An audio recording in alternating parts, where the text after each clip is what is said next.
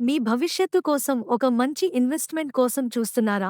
అయితే కోటలోని గోల్డెన్ బాలాజీ వారి Seshadri green city మీకోసమే.